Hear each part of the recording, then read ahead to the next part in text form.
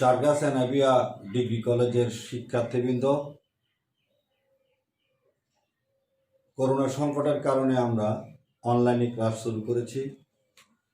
ইতিমধ্যে আমি হিসাব বিজ্ঞান প্রথম পত্রের উচ্চ মাধ্যমিক পর্যায়ে একটি ক্লাস নিয়েছিলাম।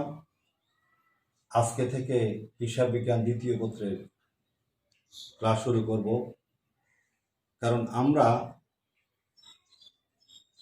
করোনার কারণে সব পরীক্ষা নিতে পারবো না। তাই উচ্চ মাধ্যমিক টেস্ট পরীক্ষাকে বেসিক ধরে আমরা এখন থেকে লেখাপড়া করাচ্ছি, যাতে নভেম্বরের দিকে আমরা তোমাদের টেস্ট পরীক্ষাটা সঠিকভাবে নিতে পারি।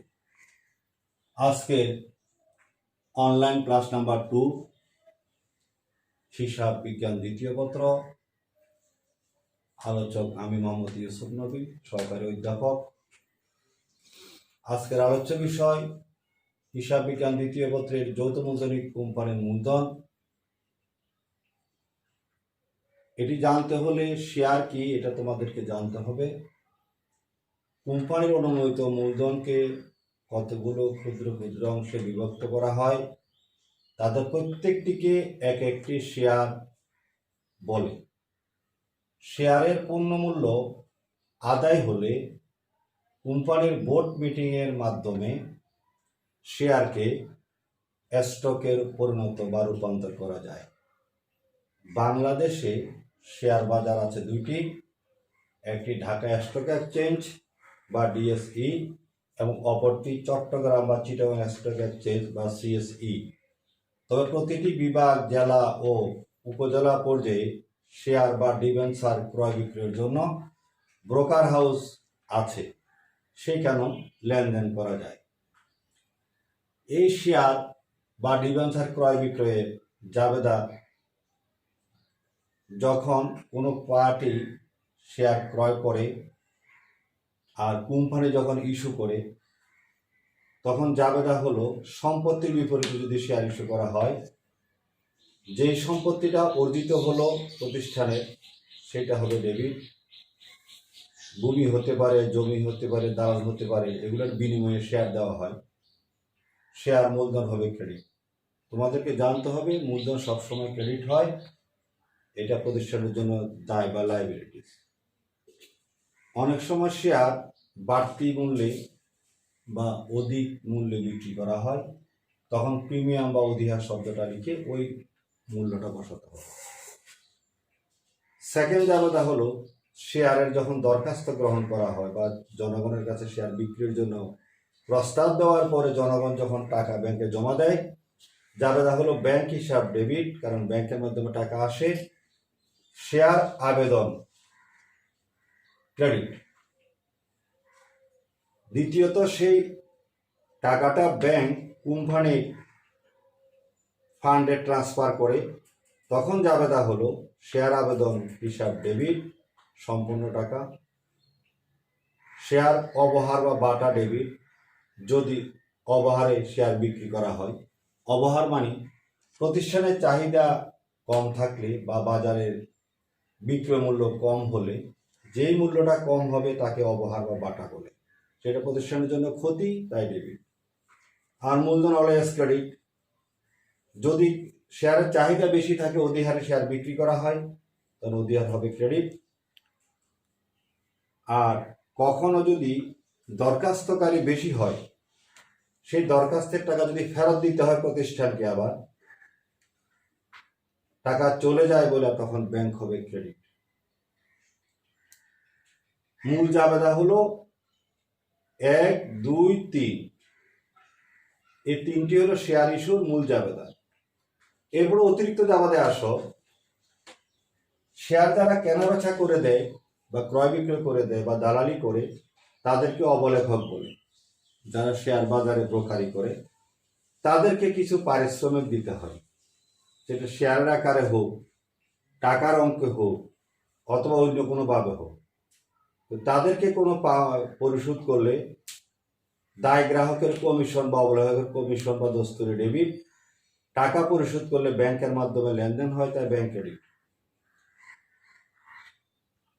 অতঃপর অবলয়কের কমিশন বাবদ শেয়ার ইস্যু করা হলে কমিশনের টাকা নগদে বা ব্যাংকে না দিয়ে যদি ওদেরকে শেয়ার দিয়ে দেওয়া হয়, যারা দালালি করলো তাদেরকে কিছু শেয়ার দিয়ে দিলাম, তখন জাবেদা হলো অবলয়কের কমিশন ডেবিট, শেয়ার মূলধন ক্রেডিট। জানতে হবে মূলধন সবসময় ক্রেডিট হয়, এটা প্রতিষ্ঠানের জন্য দায়। শেয়ার ইস্যু বাবদ খরচ পরিশোধ করা হলে যে সমস্ত ব্রোকার হাউস বা যে সমস্ত প্রতিনিধির মাধ্যমে শেয়ার বিক্রি করা হয় ওদেরকে কিছু পাওনা পরিশোধ করতে হয়, কারণ ওদেরও তো চাহিদাপত্র আছে। এক একটা ব্রোকার হাউস খুলতে গেলে 5 থেকে 6 কোটি টাকা প্রয়োজন হয়। যারা খুললো তাদেরকে কিছু পারিশ্রমিক দিতে হয় ও প্রতিষ্ঠানকে। তখন জাবেদা হলো প্রাথমিক খরচ বা ব্যাংক চার্জ, ব্যাংক নিলে ব্যাংক চার্জ, প্রতিষ্ঠান নিলে প্রাথমিক খরচ ডেবিট, আর টাকাটা ব্যাংকে চলে গেলে তাই ব্যাংক ক্রেডিট। বাকিতে সম্পত্তি ক্রয় করা হলে যদি কোনো শেয়ার ইস্যুর আগেই সম্পত্তি ক্রয় করলাম, পরে শেয়ার ইস্যু করলাম, তো সম্পত্তি ক্রয় করলে সম্পত্তি হিসাব ডেবিট, টাকাটা পরে দেব তার প্রদেয় হিসাব ক্রেডিট। পরবর্তীতে যখন শেয়ার ইস্যু করা হয় এই বাকিতে যাদের কাছ থেকে ক্রয় করা হলো ওদের যদি শেয়ার ইস্যু করা হয়, জাবেদা হবে ওই প্রদেয় হিসাব ডেবিট। আগে যেটা ক্রেডিট করেছিলাম সেটা বাতিল করতে হবে, সেজন্য ডেবিট, আর মূলধন বাবদ বৃদ্ধি করা হবে তাই মূলধন ক্রেডিট। তারপর বাড়তি জাবেদা হতে পারে অধিহারে বিক্রয় করা শেয়ার প্রাথমিক খরচ বাবদ ইস্যু করা হলে অধিহারের টাকাটা যদি প্রাথমিক খরচ বাবদ অ্যাডজাস্ট করা হয় তখন প্রাথমিক খরচ হিসাব ডেবিট, মূলধন হিসাব ক্রেডিট। আর যদি ওদেরকে বাড়তি মূল্যে রেকর্ড করা হয়, 10 টাকার শেয়ার যদি 12 টাকায় ধরা হয়, 2 টাকা অধিহার হলো, তখন অধিহার হলো ক্রেডিট। এরপর আর একটি জাবেদা অতিরিক্ত আছে, সংরক্ষিত আয়ের বিপরীতে শেয়ার ইস্যু করা হলে। সংরক্ষিত আয় মানে প্রতিষ্ঠানের জমানো টাকা, লাভের টাকা থেকে সংরক্ষণ করা হয়। এখান থেকে যদি কখনো শেয়ার ইস্যু করা হয় সংরক্ষিত টাকাটা কমে যাবে, সেজন্য সেটা ডেবিট, আর মূলধন বৃদ্ধি করা হবে তাই মূলধন ক্রেডিট। প্রথম 3টি হলো মূল জাবেদা, এগুলো হলো অতিরিক্ত জাবেদা। এর বাইরে কোনো জাবেদা হতে পারে না শেয়ার ইস্যু। এখন আসি শিক্ষার্থীবৃন্দ, একটা প্রশ্ন, ওটার আলোকে আমরা সমাধানগুলো লিখব। ঢাকা বোর্ড 2019 বোর্ড কোশ্চেনের নাম্বার হলো 6। প্রশ্নটি ঢাকা বোর্ড 2019 প্রশ্ন নম্বর 6, মাফি লিমিটেডের অনুমোদিত মূলধন 10 লক্ষ টাকা, যা প্রতিটি 100 টাকা হিসাবে 10,000 শেয়ারে বিভক্ত। কোম্পানির 2% অবহার মানে কম দামে বিক্রি করা হচ্ছে, হয়তো চাহিদা কম। 2000 শেয়ার ইস্যুর উদ্দেশ্যে বিবরণপত্র পত্রিকায় বিলি করে। বিবরণপত্রগুলা পত্রিকায় দিতে হবে। কোম্পানি মোট 2500 শেয়ারের আবেদনপত্র পেল। কোম্পানি 2000 শেয়ার আবেদনকারীর মধ্যে বন্টন করার সিদ্ধান্ত গ্রহণ করল।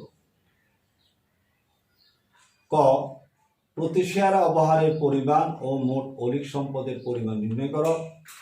খ, কোম্পানির হিসাব বইতে জাবেদা লিখ। গ, কোম্পানির হিসাব বইতে আর্থিক অবস্থার বিবরণী প্রস্তুত করো। অবহার মানে হলো বাটা, বাটার পার্সেন্ট হলো 2। অতএব 100 টাকা যদি শেয়ারের দাম হয়ে থাকে আর 2 টাকা যদি বাটা হয়, তাহলে 2% যদি বাটা হয় তাহলে 100 টাকার মধ্যে 2 টাকা হোক, 2% মানে 2 টাকা। 100 টাকা অভিহিত মূল্য 100, অবহারের শতকরা হার 2, অতএব 2% 2 টাকাই হবে। এটা অবহারের পরিমাণ, শেয়ার প্রতি অবহারের পরিমাণ।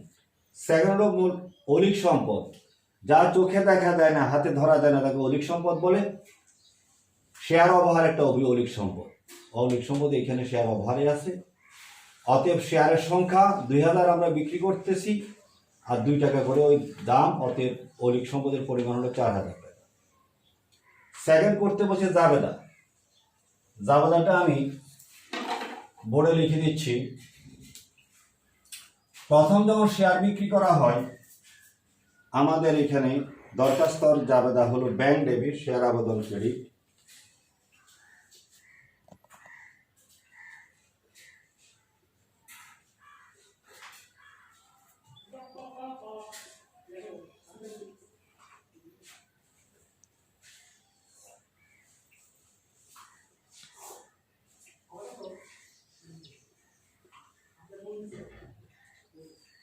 আমাদের দরখাস্ত পেয়েছিলাম 2500,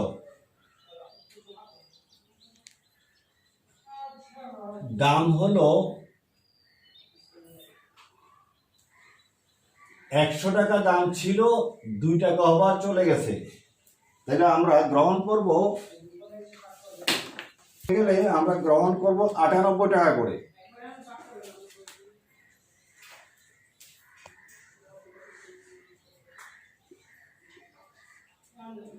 অতএব টাকা হবে 2,45,000।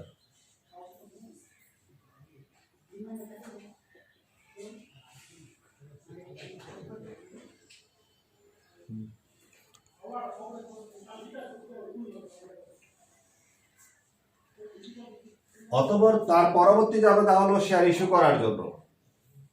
শেয়ার আবেদন ডেবিট, মূলধন ক্রেডিট, অবহার ডেবিট।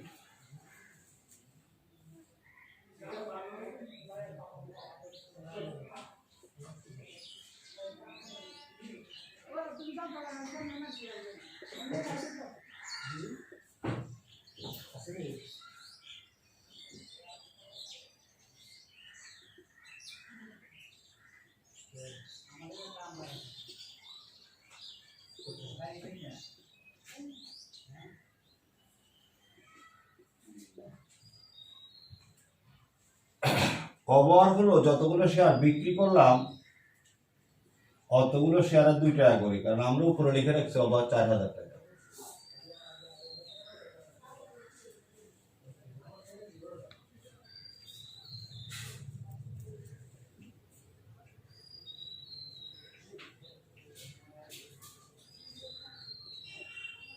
শেয়ার মূলধন হলো 2000 শেয়ারের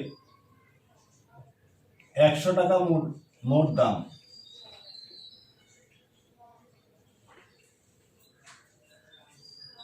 এখানে 500 শেয়ার বেশি ছিল, সেটা ফেরত চলে যাবে।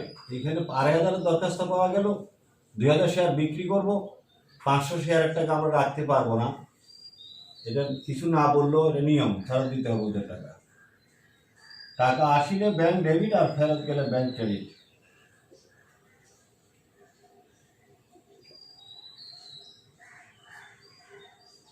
যেই দামে গ্রহণ করেছিলাম সেই দামে ফেরত দিতে হবে।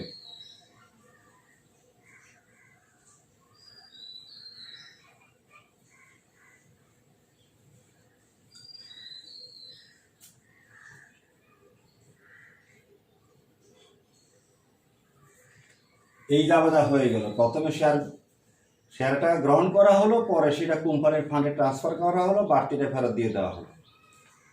অথবা তৃতীয় স্তরে আমাদেরকে বলেছে আর্থিক অবস্থার বিবরণী প্রস্তুত করো। আর্থিক অবস্থার বিবরণী মানে উদ্বৃত্তপত্র। এটা সম্পদ আর দায়ের সংমিশ্রণ। প্রথমে সম্পদগুলো লিখলাম, চলতি সম্পদ, ঋণ ও অগ্রিম, এটা শিরোনাম দিতে হবে।